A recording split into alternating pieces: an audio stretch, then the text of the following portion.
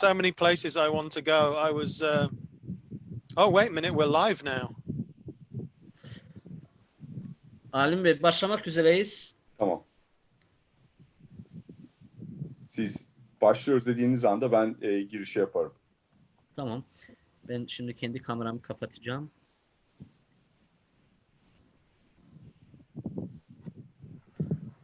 Alim Bey, isterseniz siz de Ion'da kamerayı kapatın. Müzik bittiğinde açın kamerayı. Tamam. Müzik bittiğinde açayım. Şimdilik kapadım. Ian da aynısını yapsın mı? Evet, evet. Ian, could you please turn off your camera? Of course. Until the music is gone. Elvin will tell us. Okay, no Şu anda problem. canlı yayındayız. Açalım mı? Hayır. Müzik Tamam. bittikten sonra. Müzik bittikten sonra. Biz tabii müziği duyamıyoruz. Belki ondan siz tamam derseniz öyle açalım. Açmadım. Şimdi açacağım. Tamam.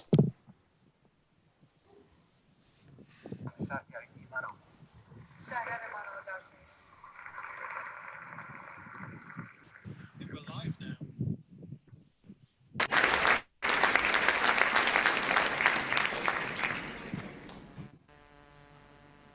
Müziği duyamıyoruz. Belki ondan siz tamam.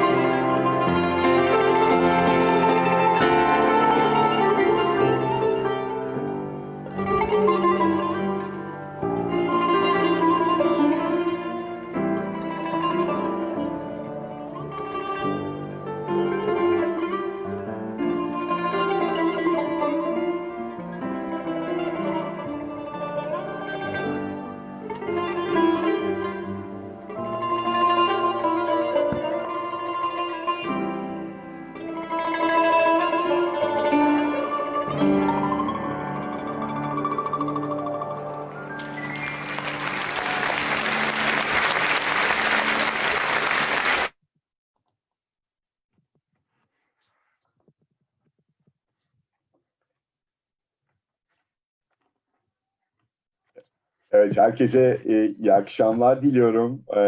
Güzel Azerbaycan'a. Ben Alim Erginoğlu. Çok kısa Türkçe başlayacağım, müsaade ederseniz. Sonra konuğum Ian Williams'la beraber İngilizceye döneceğim. Sizlerle çeşitli vesilelerle bir araya geldik. E, Business Management School'un HR Talks beraberliklerinde, oturumlarında. Bu da benim için büyük bir mutluluk. Müsaade ederseniz İngilizceye döneceğim ama arada eğer akışla ilgili tam anlaşılmayan bir yer olursa lütfen bizi uyarın, bizi durdurun. Gerektiği yerde ben Türkçe'de çeviri yapar, müdahale ederim. Ama hatırlatmak için tekrar söyleyeyim, seansımız İngilizce olacak. Good evening, everyone. I hope everybody's healthy and having a good summer so far, despite the fact that coronavirus is still hanging over us. My name is Alim Erginoğlu. It's a great pleasure for me to be with you, with wonderful Azerbaijan audience, again in another wonderful HR talk session. Well, I would like to thank, first of all, to Edwin Jabai and all of the Business Management School team for their kind invitation and arranging this session with us. Well, tonight, our guest speaker is my dear friend, Ian Williams. It's a big honor to have Ian with us tonight. Hello, Ian. Hi, it's my honor. Wonderful. I mean, Ian and I, we know each other, over 10 years, Ian, and we both live in Oxford, even in the same village. Yeah.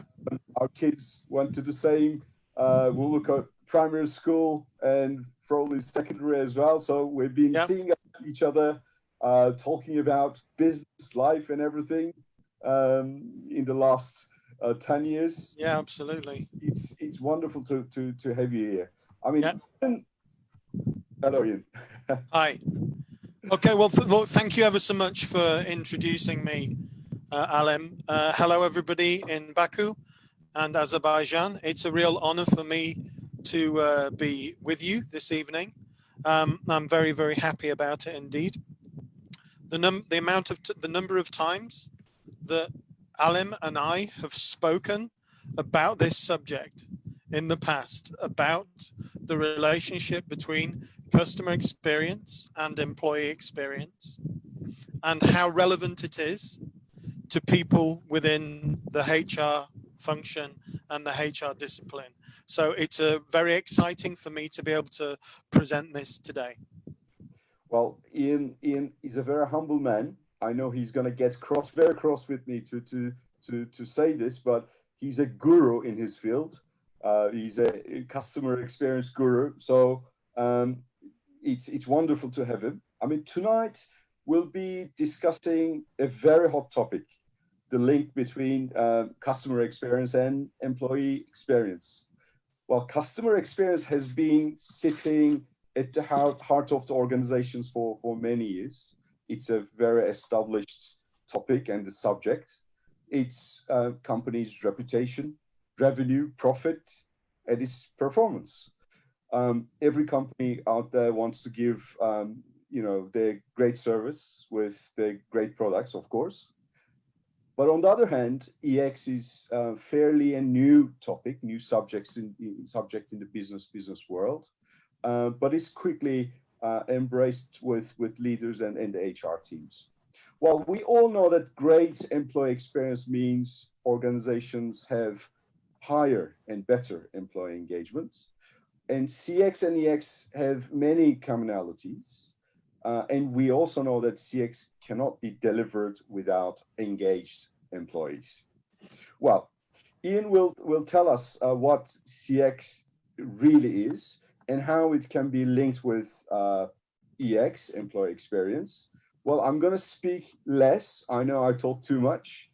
And now I'm just leaving the stage to Ian. The stage is yours, Ian. Thank you very much, Alim. I'm just going to start sharing my screen, if I may. Just 1 second whilst we bring the thing up. Okay, there. Hopefully everybody, can you see my screen, Alim? Excellent, Ian. All good. Okay, excellent. First of all, the first thing I would like to say is that there may be some people here this evening who are wondering why I want to deliver a conversation, a presentation about customer experience to HR people. Because often when I speak to HR people, they say to me, customer experience is a commercial discipline. It's an operational discipline. And therefore, why do you want to talk to HR people? Well, hopefully, by the end of this presentation, everybody will understand that customer experience is just as important and just as relevant to HR people as it is to a sales director or a CCO or a CEO or a chief marketing officer. It is just as relevant to HR than it is to any other area of the business, and we'll run through that. Now, the first half an hour, I'm going to talk about just customer experience. I want to go through in some detail how we go about doing customer experience. And then the last part of the presentation will be talking about that connection between customer experience and between human resource management. Okay, so I will dive in. Okay, why should organizations do customer experience management? What is the benefit of doing VOC programs or other aspects of CX? And CX is the short version of customer experience. So if you hear me say CX, I mean customer experience. Well, every year there is an organization in America called Watermark Consulting, and they do a study to look at the relationship between good customer experience performance and financial performance. And what they find is those people who do well in customer experience outperform the market financially. So they look at things like customer satisfaction scores and NPS scores.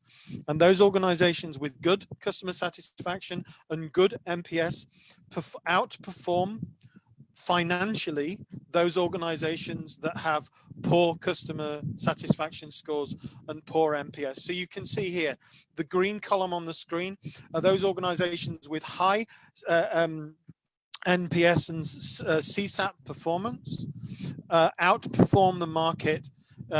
You can see the blue, in the blue you've got the S&P 500 index, and then these CX leaders outperform the S&P 500, whereas those with poor customer experience management performance scores underperform financially. They do this study every year, and they do it across different business sectors. And the story is the same year after year. Every year, those companies that outperform from a customer experience perspective always outperform from a financial perspective. And those who underperform from a customer experience perspective underperform from a financial perspective as well. So when we work with organizations and they say we want to prove the business case for customer experience, it is easy to do that. It is relatively easy to build a business case to prove the case for investment in customer experience management. Okay? Ian, we see the same pattern for EX, in other words, employee experience, you know. Yeah, of course. And that's because EX and CX are so closely linked. They're like two sides of the same coin.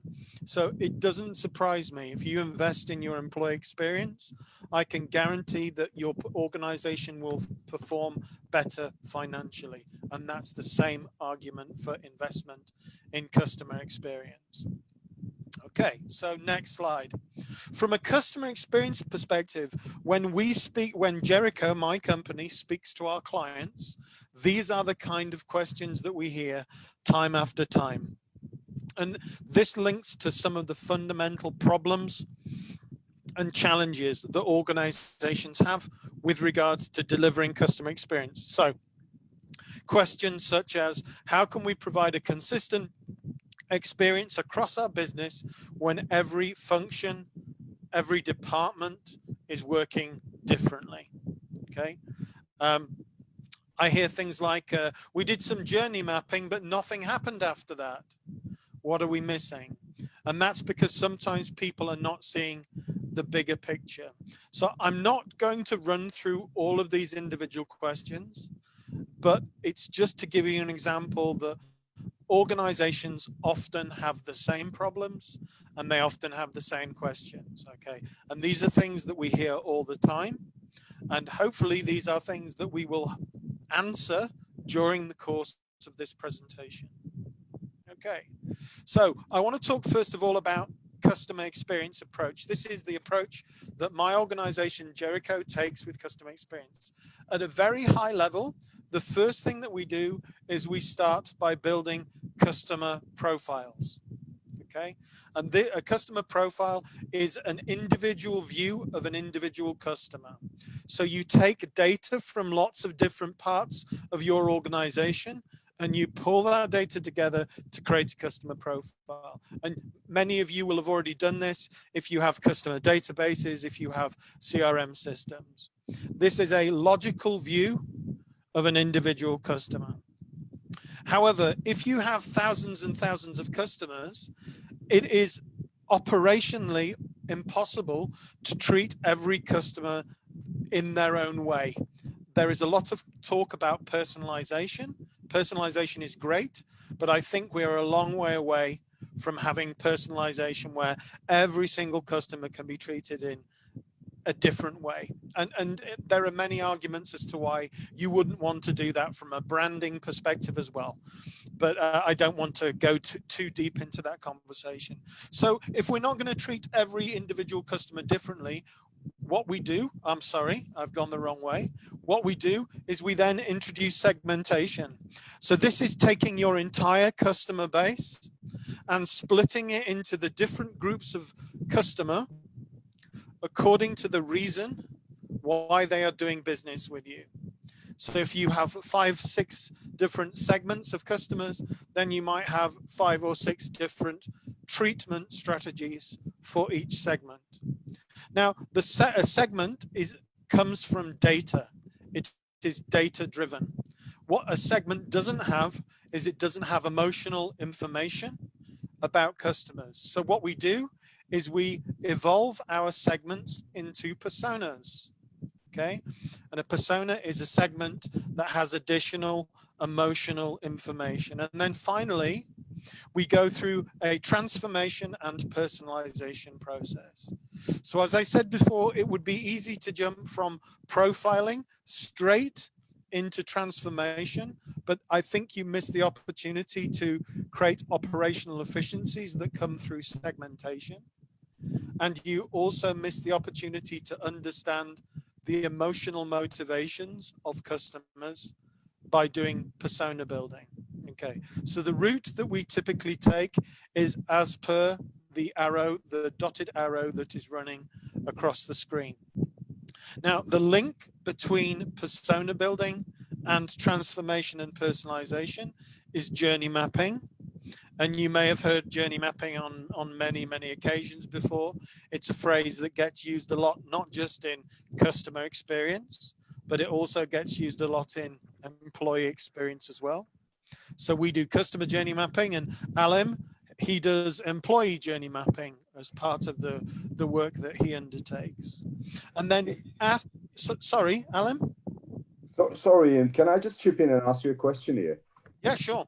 Journey mapping is a very interesting concept, and it also resonates with the HR world. I mean, my question to you will be, while the organization create the customer journey mapping, should they start working on the employee experience journey mapping at the same time, or can it be something done together? What would be your view on this? Okay, I would say that you can do it at the same time, but not necessarily together. So when you are designing the way in which you're going to do your employee journey mapping, you could be designing the way that you're doing the customer journey mapping at the same time. Clearly, we have two different audiences. The journey that an employee is going to go on is going to be different to a journey that a customer will go on. But it is useful to try and design them not at the same time, not in the same place, but potentially at the same time, so they can make reference to each other. Sure. So if we can try and reflect one in the other, that's a good idea. But you're talking about two separate audiences, and then you're talking about two separate journeys. So Sure. you can do them at the same time, but not necessarily in the same place. Sure, but we want a dialogue between these two. We want a dialogue so that Yeah. the team who are looking at the journey mapping and the team that are looking at the employee experience journey mapping are talking to each other, because there are things that both groups can learn from each other, and there are things that they can share. So for example, part of journey mapping may include how you start developing your customer promise. If you're designing your customer promise as part of your journey mapping exercise, you should be doing the same when you create your employee promise, which is part of what you do, is the design of the employee proposition. Yeah. Sure. Okay. Thanks for highlighting it, Ian. No problem. No problem. Okay. And then after we go through transformation, if we go through a process of changing the business around how we understand our customers better, then we need to be monitoring our ongoing performance. And there are many ways that we can do monitoring: through surveys, through mystery shopping. But VOC is one of the more modern ways of doing this. And there are lots of organizations that run VOC platforms that can help with ongoing monitoring. And it's not just VOC. The same platforms can be used for VOE, which is voice of the employee. So there's no reason why you cannot be running VOC, which is voice of the customer, and VOE, which is voice of the employee, at the same time. Okay, so if I look at what I've just presented a second ago, if I presented it in sequence. So first of all, we create customer profiles, which is a gathering of data from across the business to create individual views of individual customers. Then we go through a process called strategic segmentation, which is about taking your entire customer base and breaking it down into more manageable groups, according to the reason why those customers are doing business with you. We evolve those segments into personas so we can understand the emotional background of the customer segments.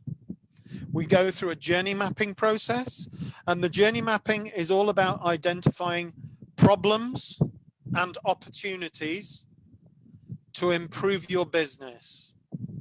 Okay. Often people talk about journey mapping as being an exercise where you draw a map. Yes, you may draw a map, but drawing the map is not the real purpose of journey mapping. The real purpose is the identification of opportunities and problems that need to be fixed. Okay. After journey mapping, we move on to functional alignment. What we mean by this is we have to get the different departments in the business to take ownership of the issues and opportunities that have come out of the journey mapping exercise. Next of all, transformation support. So we've identified issues and opportunities within journey mapping. We've got the different departments to say, yes, okay, we're engaged in this process. We're happy to be involved. Then we have to go through a change program. And this is what the transformation support is about. And then finally, we monitor the performance on an ongoing basis. Okay. So first step is customer profiling. And as I have described, we take data from different parts of our business. So this may be financial, transactional records, CRM data, complaints data. It could even be web and cookie data. And we pull those together to create a more complete picture of individual customers. Okay. We go through this mapping exercise to create what we call a trial population, but then we might have to do a second or third calibration to get more accurate views of individual customers. Now, most of you may have already done something similar to this if you already have a CRM system or a customer database in place. Okay. Next step. So customer profiling, very quick, we're past that subject. The second step is customer segmentation. So this is the second step in the journey. Now, the problem that most organizations have is that they are already doing segmentation, but they're doing segmentation in different ways. Different parts of the business are doing segmentation in completely different ways. So if we look at we call this silos. We often hear talk about departments working in silos. So each function works in a different way, and the silos are separate from each other, so they don't talk to each other. But what do silos really mean? What do they really mean? Well, if we look today, each of the different functions already segments the customer base, but they do it differently. So for example, your sales team may split the customer base up according to direct channels versus indirect channels, or online sales versus offline sales. So they're already doing a form of segmentation. They're splitting the customers up according to those who come through direct channels and those who come through indirect channels, those who come from online and those who come from offline. It's already a form of segmentation. Operations may do it by product. So I've worked a lot in the airline industry, and if you look at the operations team, they will split their work up according to first class passengers, business class passengers, premium economy passengers, and economy passengers. So they're doing a different type of segmentation. Finance might be doing it according to the customer lifetime value of customers. Loyalty may be doing it by tier. So if you have a loyalty department, they take the customer base and they break it down according to gold customers, silver customers, bronze customers, and those customers who are not part of the loyalty scheme. So you already have a situation where each of the different functions within your business is already segmenting, but they're all doing it in different ways. In addition to that, what you may have is you might have something called psychographic persona. This is something that's become very popular in the last few years, where you say, let's break our customer base up according to their lifestyle or their belief system or their attitudes. The problem is most organizations do not have data about their customers' lifestyles, belief systems, or attitudes. So if you go through a psychographic persona exercise, the psychographics are very difficult to work with because in theory, it sounds like a good exercise to do.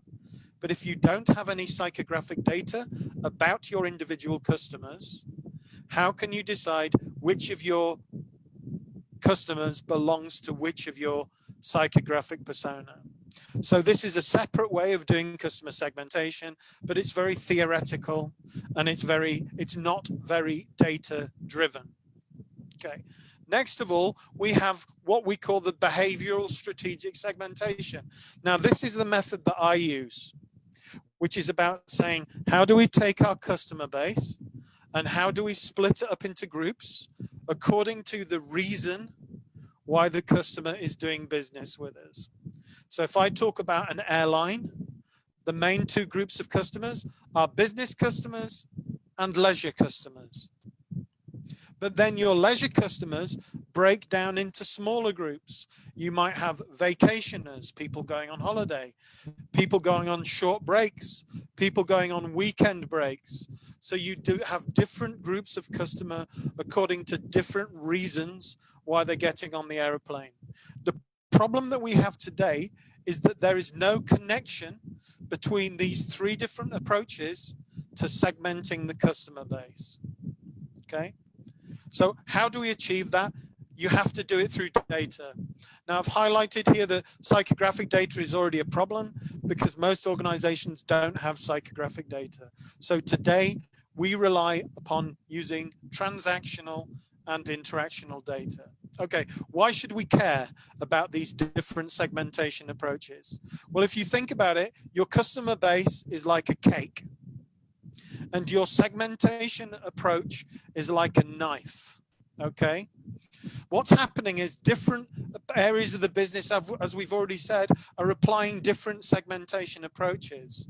Different departments segment in different ways in order to make their work easier according to their own functional logic, okay? However, if they do this, the organization cannot provide a consistent and aligned treatment strategy which contributes towards customer churn. So if you think about it, if every department is cutting the cake in a different way, you end up with a pile of crumbs. And then it's very difficult to create that consistent strategy across your business. Okay, so this is another way of looking at it. You start with your customer base. Today, different functions are cutting the cake in different ways. The white lines may be the finance department, the blue lines may be the sales department. Okay, what we need to do is we need to take the cake and split it up according to common homogeneous groups from the customer's perspective. So the way that we do it is according to need, the reason why the customer is doing business with you. When you do it by need, you might be able to go, okay, there are certain segments that don't make a lot of profit. It doesn't mean that you stop serving them, but it does mean that you actively stop targeting them. Okay, and I have seen organizations that have made losses from certain customer groups. And what they say is, well, if we make a big loss from serving these groups of customers, we can do two things. We either create a new product to sell them that will make us more profit, or we will help those customers move to a different company, one of our competitors, because the experience is probably not good for these customers. And it's not good for us because we're making a loss. You might also be able to identify more profitable segments that you're currently not serving or underserving. So I did a piece of work with a big airline in Southeast Asia, and they believed that they were a big business airline. And after we did an analysis of their customer base, they realized that business travelers were a much smaller proportion of their total base than they thought. And that enabled them to introduce a strategy to bring in more business customers. And then finally, we can take one of these strategic segments and give it to a function of the business and say, okay, why not? Rather than taking, if we give it to the loyalty department, rather than saying, take the entire customer base and break it down by gold, silver, bronze, you take this small strategic segment who may be, I don't know, vacationers, and you only take the strategic segment and break it down by gold, silver, bronze, because that makes more sense. So please apply your functional segmentation approach to a strategic segment, not the entire customer base. Okay. Now, many of you may think, look, this guy's talking really technical stuff about customers. By the end, you will really understand the relevance of this to HR. So please bear with me. We will get there. I'd like to talk to you next about work we did 6 months ago with Caribbean Airlines. Okay, so first of all, what we did is we went through a strategic segmentation exercise. We did what we call a theoretical segmentation exercise. So we got the frontline teams of the business into a room and we said, can you theoretically say the main 6 to 8 reasons why customers travel with you or do business with you? And then for each of the 6 to 8 reasons, how would we find these people within your data? Okay. The next step is we take the data that they've identified as being helping us to identify the different groups of customers, and we throw it into an unsupervised clustering analysis. So this is a machine learning technique, and we use something called k-means, and this is a statistical process that creates clusters of customers. Then the final step is we match the theoretical segments that we've come up with at the beginning in step 1 with the clusters that we've identified in step 2, and we try and match those two together. When we did this for Caribbean, these were the 21 theoretical subsegments that they identified. So these, we didn't know whether these existed or not, but the people in the room, the frontline teams of Caribbean Airlines, believe these were the 21 main reasons why customers fly with Caribbean. The next thing we did is we did the clustering exercise, and then we matched the clusters to the theoretical segments. What we came up with was 8 main segments, 2 main business segments, and 6 main leisure segments. Now, these are not theoretical, these are actual. We were able to say within their customer population that these 6 segments existed for a fact. Not only could we identify these 8 segments, these 8 segments also broke down into 21 subsegments. Now, what's interesting is that these 21 subsegments, if you remember, 2 stages ago, we identified 21 theoretical segments. Now, that doesn't mean that there is a perfect match, because there isn't a perfect match. If you look at these 21, I'm just going to jump back a couple of slides. These 21 subsegments are not a match for these 21 theoretical segments. They are slightly different, okay? But what it goes to show is that the people in the room had a pretty good idea of the makeup of their customer base. So this now means we can work with real segments. These are not theories. These are actual segments that we can identify within your customer population. These are the exact reasons why customers are doing business with you. Okay. So the next stage is persona building. Now, I don't want to go into this too much, but persona building is the 3rd stage from these 8 steps. And persona building is about adding emotional information to a segment that you already know exists. So, for example, this woman is a business commuter, okay? She flies to work on a Monday. She stays away from home from Monday to Friday, and then she flies home on a Friday.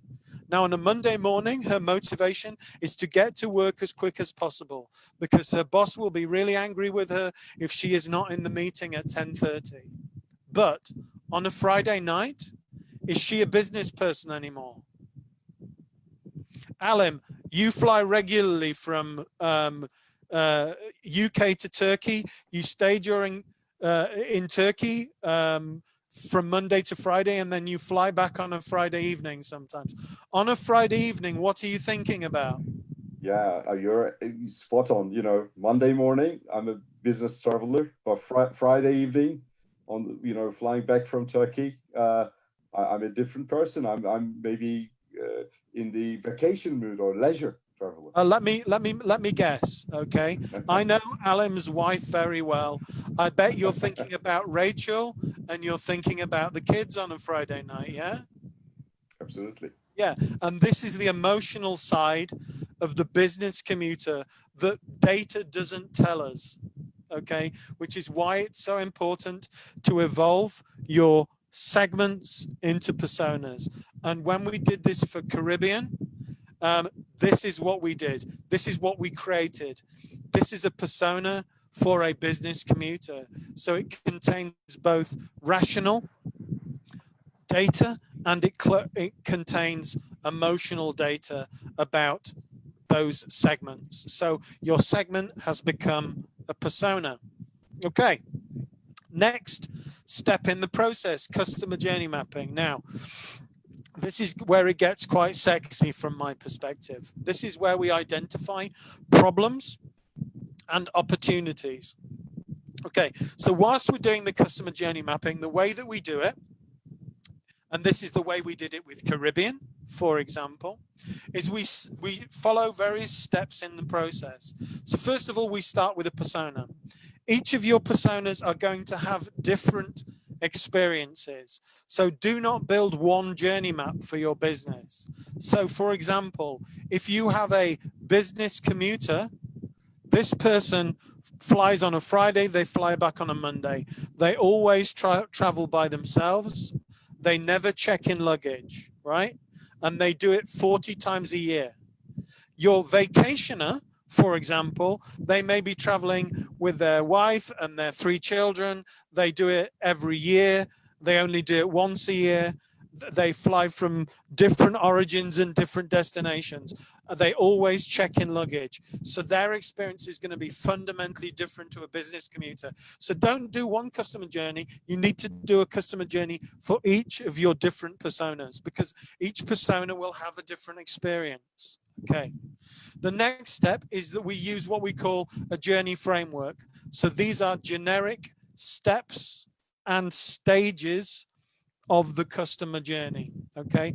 And we try and use the generic steps and stages for all of the personas, because the generic steps are going to be the same. Everybody has to go through check-in. Everybody has to go through security, okay? So although check-in and security are the same, generically, for a business traveler and a vacationer, they both have to go through security, but their experience is going to be completely different. Because if you've ever tried to, if you're a single person going through security and you know what you're doing, it's an easy process. But if you're a dad and you've got your wife and 3 kids and you're trying to get through security, it's a nightmare. So it's going to be a completely different experience for the different groups of the journey. But everybody uses the same framework. Okay, we identify the channels and touch points, and I'll go into that in a little bit more detail. Then we look for pain points, moments of truth, commercial opportunities, and wow opportunities. And these 4 things are what we referred to before as problems and opportunities across the journey.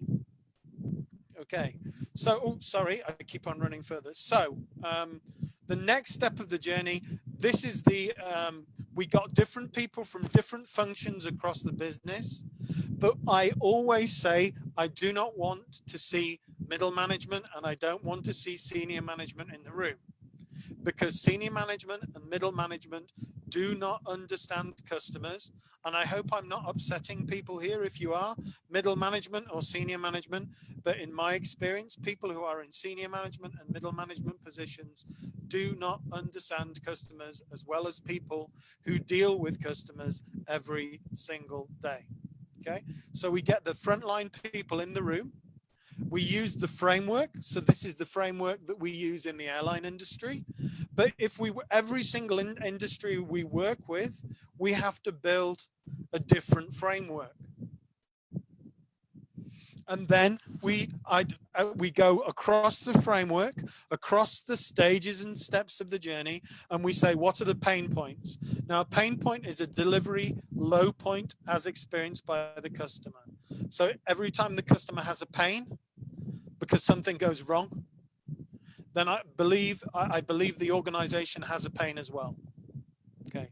Then there are moments of truth. Now, a moment of truth is a point in the journey which is critical.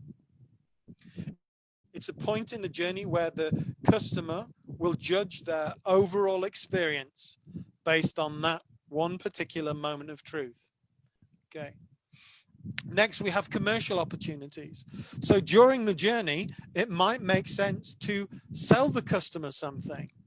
Now, some people say, oh, why we don't want to be selling to customers during their customer experience. That's a bad thing. But sometimes if a customer is on an airplane and the drinks are not free, you may make a decision to give customers drinks for free. That's your decision, okay? But if you're a low-cost airline You're not going to be giving free drinks away. But at the point in the journey where the customer's really thirsty, selling them a drink at that point may be a commercial opportunity that the customer is happy about. Yeah, I'm glad you're selling to me right now because this is going to improve my experience as a result of you cross-selling or upselling something. And then finally, there are wow opportunities. Now, a wow opportunity is a point in the journey where you have an opportunity to exceed the customer's expectations. Now, I would argue you shouldn't do this all the time, because then you set the customer's expectations too high. There have been examples where organizations have over-wowed, where they have wowed the customer too much. And when you over-wow, the next time the customer does business with you, their expectations are even higher, but it's impossible to meet their expectations. One example of this is when iPhone launched the iPhone 4. The iPhone 4 was so much better than the iPhone 3, the customers were over-wowed. And then when Apple launched the iPhone 5, because the iPhone 5 wasn't much better than the iPhone 4, customers were going, what's this? The 4 was so much better than the 3. You make me buy this iPhone 5, and it's not much better than the 4. And the problem came because with the launch of the 4, they overwowed customers because the 4 was much better than the 3. So you have to be careful about how you use your wows as well. Okay. Then this with Caribbean, as we went through the journey mapping process, just from the pain points, just from one of those 4 categories, the pain points only, we identified 220 pain points across the customer's journey. In total, if you added up the pain points and the moments of truth and the commercial opportunities and the wow opportunities, there were over 400 in total. Now, these 400 problems and opportunities form the basis of your transformation program. So your customers or your employees on behalf of your customers are telling you what opportunities and problems exist. And that helps you as a business identify the things that you need to change in order to make the customer experience better. Okay. So next of all, function alignment. Now, this is about making sure that your different functions are aligned. Okay, making sure that your different functions take ownership of the problems and opportunities that come out of customer journey mapping. So let's look at the customer base. I'm going to use an airline example again because I've done a lot of work with airlines. We split down into leisure and business. Then we split down into international business. And then we split down into international business commuters. This is a strategic segment. Then we give that strategic segment to our loyalty team. And we say to them, take the commuters and break them down according to your functional segmentation approach, premium, entry, and non-members. Then what we do is we say, okay, how can we make the life of the business commuter better? One of the ideas that came out of journey mapping is to create a speed through airport experience. Okay, so what this means is that people who commute for work, their biggest priority is getting in and out of the airport as quickly as possible. When they arrive at their destination, they need to get to work as quickly as possible. And when they get home on a Friday night, they need to get home to see their kids before their kids go to bed. So we want to create an experience for these people to help them get through the airport as quickly as possible, because something like this is of real value to your business commuters. So what we could do is we say, okay, premium members could maybe get a discount, and maybe they can use their points from their loyalty scheme in order to buy this service by redeeming the points that they have gained on their loyalty scheme. Next of all, entry members, maybe they could get the same service, but they need to pay for it. They may get a smaller discount than your premium members. But then interestingly, we looked at non-members. A small proportion, about 10% of non-members, these are people who are not part of your loyalty scheme, are incredibly high value customers. So if you, 10% of your non-members are very high value, they travel with you a lot, they spend a lot of money, but for some reason, they're not part of your loyalty program. So how can we get them engaging with our loyalty program? So what we say is, well, what we'll do for these high value customers is that we will offer them this service for free, using the points that they would have accrued if they had been a member. And then we offer them an invitation to enroll to the program to get premium status. So if I say to somebody who spends a lot of money with me, but is not part of my loyalty scheme, look, if you'd used this loyalty scheme for the past 3 years, you would have had 10,000 points. You could have used those 10,000 points to buy this speed through experience through the airport. Now, if I'm a non-member, but I'm a commuter, that is a service which is of value to me. So I say to them, okay, well, we'll give you the points you should have earned for free. Okay, we'll give you this service, but part of the deal is you have to become part of the loyalty program. Now, as a high value non-member, am I going to be interested in becoming a member of the loyalty program if I get this particular service for free, something which is of really of value to me as a customer? Yes, I think I am. So what we do is we're focusing on the primary motivation and the need of the customer in order for them to engage with this functional approach. Now, if we think about this, if I'm using this strategic segmentation approach and I'm applying the loyalty scheme and saying, will you use this strategic segmentation approach? They'll go, no, forget about it. We already have a segmentation approach, gold, silver, bronze. But if you go to the loyalty team and you say, how about if you use this strategic segmentation approach alongside your existing approach, if I can show you how you use those two things together, and it will actually help you in terms of your performance, are you going to be interested in applying both of those segmentation approaches alongside each other? Yes, of course you are. So this is how we get different departments to use their functional approaches alongside the strategic approaches together. Okay. Yeah, please. I'd like to make a point here to link this with employee experience. I mean, you are giving a fantastic example from an airline. I mean, let's say within the pain points, maybe the employees who are facing with the customers on the front line may be failing to give the right service to the customers just because their employee experience fails. I'll make it more concrete based on your example. Let's say an employee dealing with a customer in the check-in desk, and he knows that it's the right time to offer the loyalty program, but this employee is not sure if he or she could give it to the customer free or with a discount. So what happens? This person gets in a panic because he's not maybe enabled, not trained well, or maybe he or she's not empowered enough. So because of the panic, he skips or she skips offering this wonderful program to the customer or the client in front of the check-in desk, and in the moment completely fails.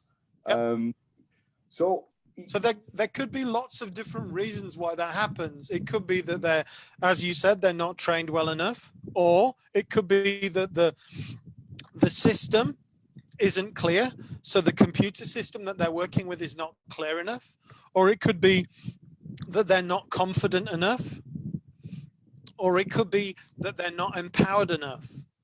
And there are lots of different reasons, and therefore the employee at that particular moment is not having a good experience.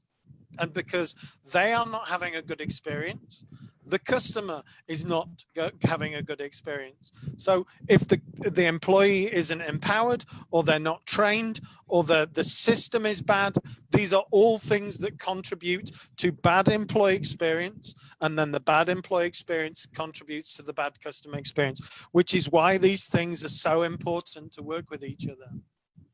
Yeah, and my point will be, you know, I'm sometimes obsessed with feedback.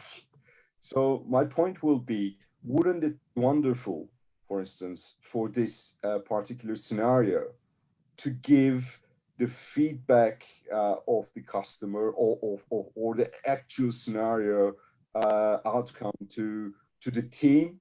I'm not talking about the individual, because if individual, you know, gets the feedback directly, he or she might be a bit demotivated or upset.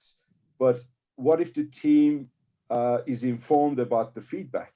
Yeah, I think it's fine for the team to be informed about the feedback, but you have to be careful, because if you're saying, in this situation, the employee is unhappy, and we're going to tell you, the team, about this situation, the team may feel, well, are you criticizing me?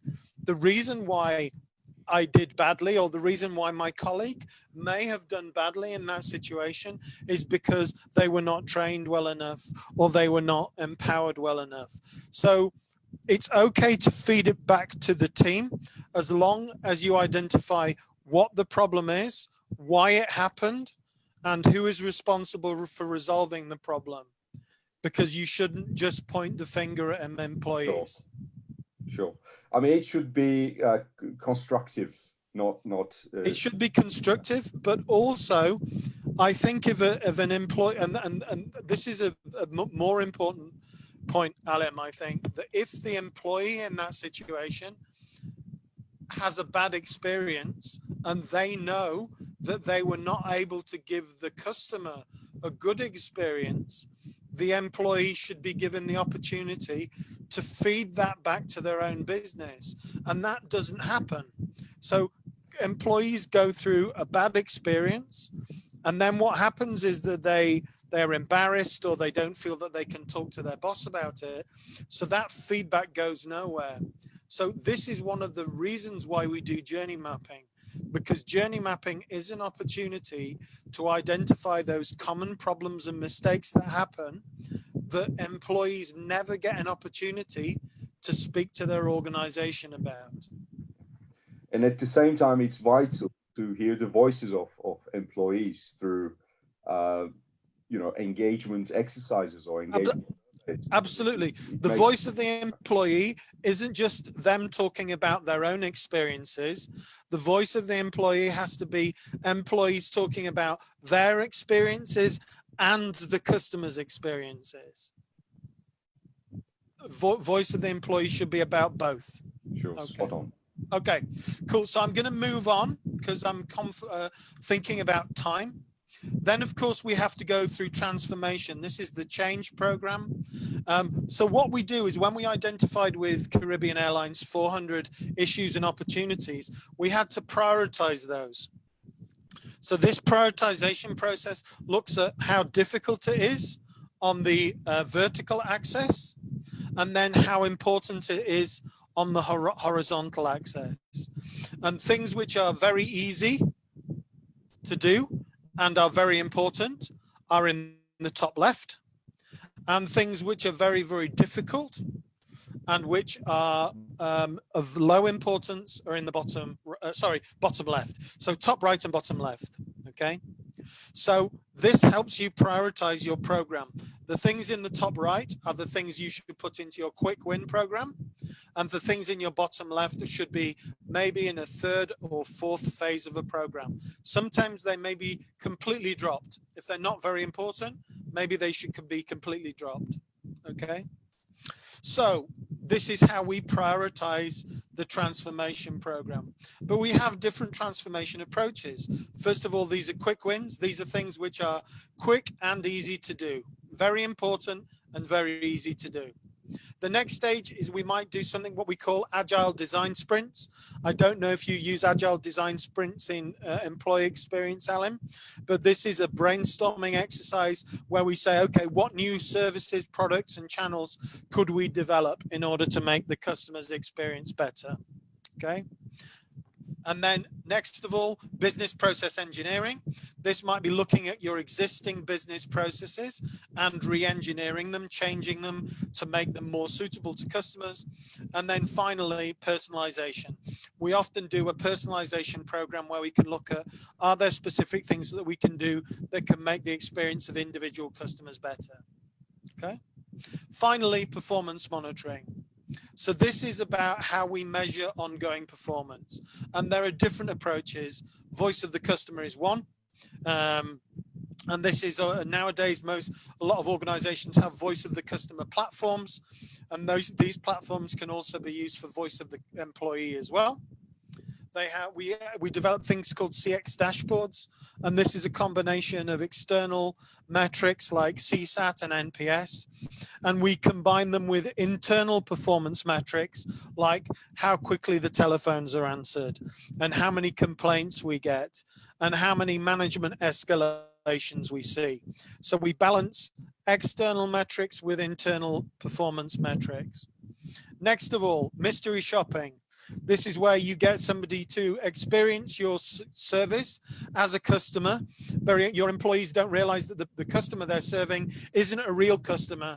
It's actually a researcher who's pretending to be a customer. And then finally, we have balanced scorecard. Balanced scorecard is a way of being able to bring up the customer issue at a C-suite level. So your board can see customer issues as being just as important as financial issues and operational issues, okay? So that's the balanced scorecard approach. Next of all, I'd like to talk about the bit that you guys are probably most interested. Why are customer experience and employee experience linked so carefully? Up until now, you may have looked at everything that I've spoken about and gone, well, normally it would be a CCO or a COO or a marketing director who would deal with the stuff that you've talked about before. I am of the view that the human resources director could equally run this program. Customers are just as important to human resource directors as they are to anybody else. Customers are just as relevant to human resource directors as they are anyone else. And here's the reason why. Okay, customer experience is different from the functions of the business. I always say customer experience is not something that the organization does. It's something that the customer gets. The customer gets an experience and your organization manages the experience of the customer. So we need to remember that customer experience, we need to think about it from the customer's perspective, which is why we always say the customer experience is something the customer gets. But where does the customer experience come from? Customer experience is more than customer service. I very regularly hear people using the phrase customer experience and customer service as being the same thing. They are not the same thing. And let me explain why. If you buy an Apple iPhone, you get service, you get a product, and you get channels that you interact with Apple. So with Apple, you go into the Apple Store. That's the channel through which you are interacting with Apple. Okay, you ring the customer service department. That's the service that you get. But 90% of your experience with Apple comes from the phone, which is the proposition. Okay, so your 90% of your experience comes from the product, not from the service, not from the channel. And then you look at Amazon. Yeah, 90% of your experience doesn't come from the products. It doesn't come from the customer service. It comes from the channel. How easy it is to go on Amazon, find the products you need, order them, and get them delivered. So your experience doesn't come from the products. It doesn't come from the customer service. It comes from the channel experience. Okay. And then finally, service. if you fly with Emirates or you fly with Singapore, 90% of your positive experience comes from the service that you receive.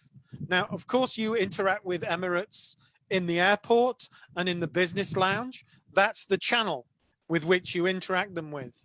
And of course, you buy a product. Your product is the seat on the plane or the Wi-Fi access that you purchase. But 90% of your positive experience with Emirates is a result of the interaction that you have with their service people. So customer experience is more than service. It's about products, channels, and service. So please, when I hear people using customer service and customer experience interchangeably, that's the wrong way of looking at it, in my opinion. Okay, so the customer's experience is impacted by everything that an organization does. And when I say everything, I mean everything. So if we look across the customer's journey, it could be a difficult salesperson, a pushy salesperson, or it could be inaccurate advertising. Here's advertising from many years ago, which used babies and cigarettes on the same advert, okay? Then we have an inaccurate bill. You may have had a bill that's been sent to you, which is inaccurate. Then you might have a faulty product, or you might have bad customer service, or you might have a late delivery. All of these things affect your experience. Every single part of the business can have a direct or indirect impact on the customer.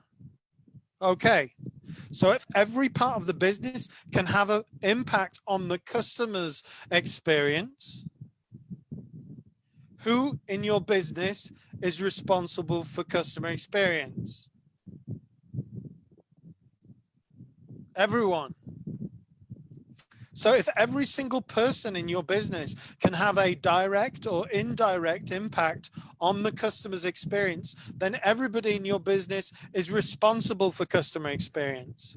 Can you now see why customer experience is just as relevant to a HR director as it is a sales director or a marketing director or an operations director? Customer experience is every bit as important. I have now some programs that I run, customer experience programs, and my main point of contact in their organization is not the sales director. It's not the customer service director. It's the human resources director. And Ian, sorry, please. Sorry for interrupting, but it's wonderful that you highlighted it, because we know that in the organizations, in the companies, everybody conducts, customer experience surveys or customer satisfaction surveys separately, and at the time, employee experience surveys or employee engagement surveys. So what we see nowadays, these things can be run completely separately without talking to each other. So what you're saying is it's extremely important to align and to make these things talk to each other. We're not saying that these two things should be run together or designed together, but it needs to be created in a way the output data needs to help both sides. I think we need to do, Alan, is we need to think about this. If I'm a marketing director of a business, am I less responsible for employee experience than the HR director? Not at all. No, I am 100% responsible for the employee experience of the people in my department. Yeah. So if I'm just as responsible for employee experience as the HR director, then why isn't the HR director just as responsible for customer experience as me?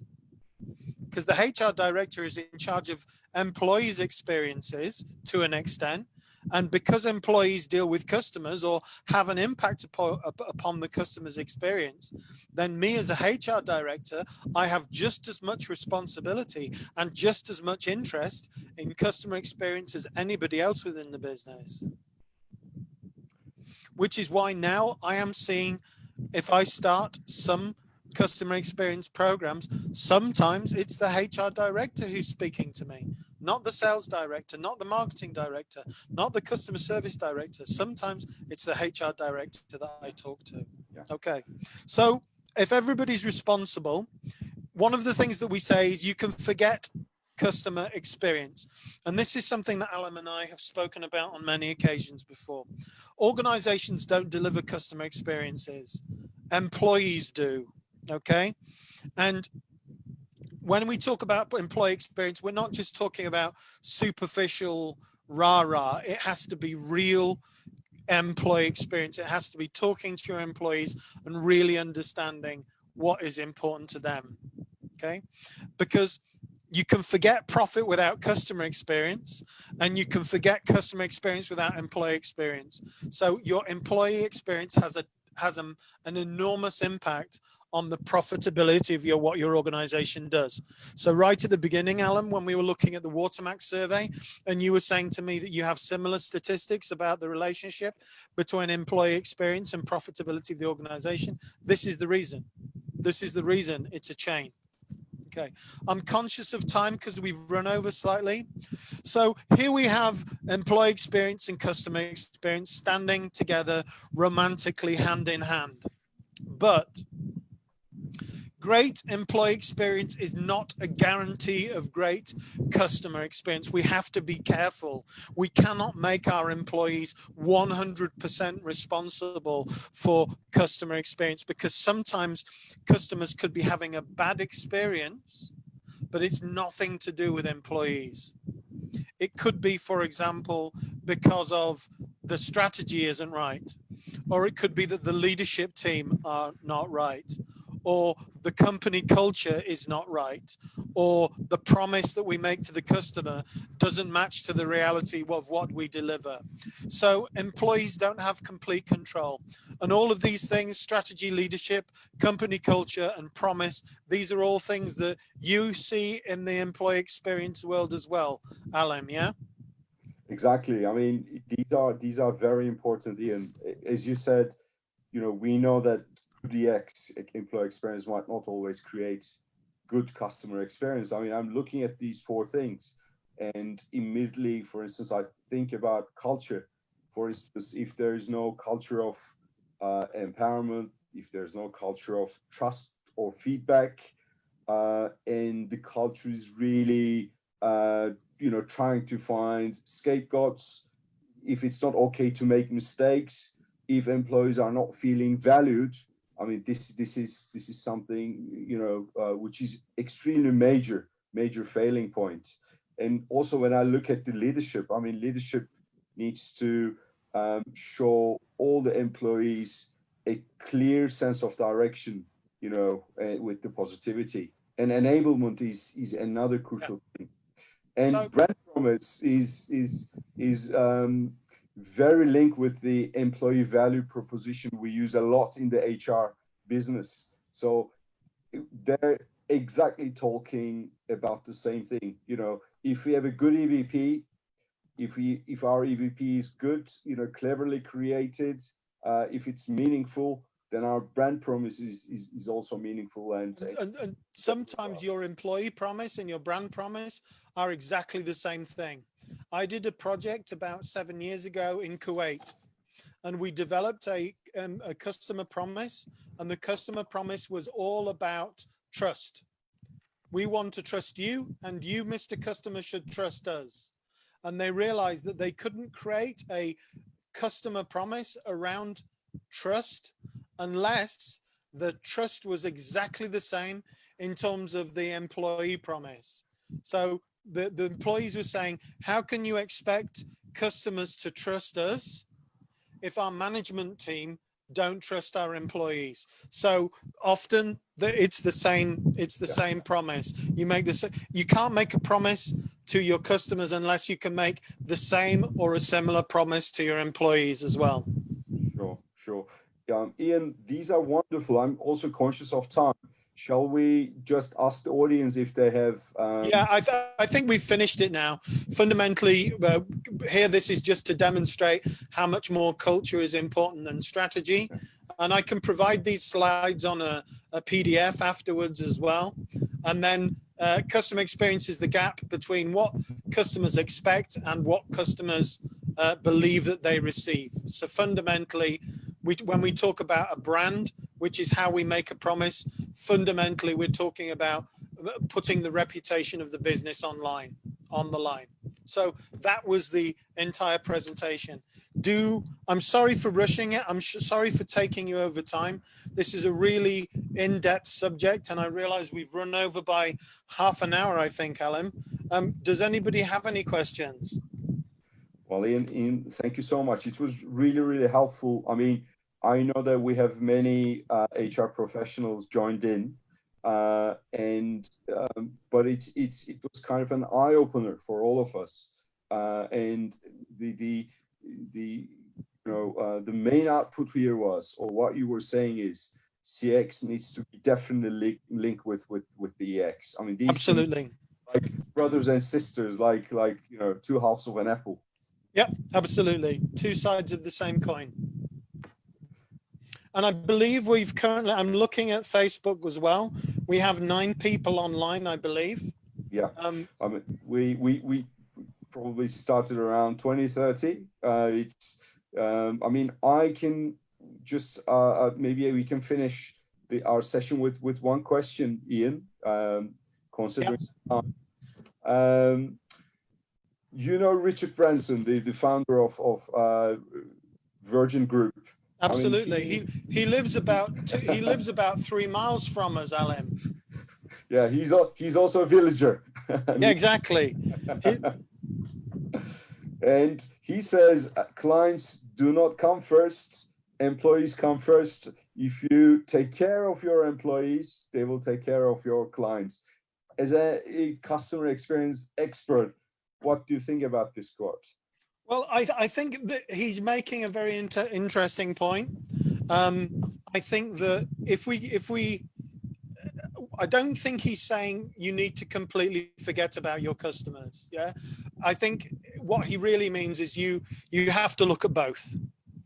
Okay, because if you're focusing completely on employee experience, it doesn't mean that you should lose focus on customer experience. But going back to the previous point, that a good employee experience, in order to deliver a good customer experience, you need a good employee experience. But a good employee experience is not a guarantee of a good customer experience. So I think it's, in some ways, I understand the point that Richard Branson is making, that you can't deliver a good customer experience without a good employee experience.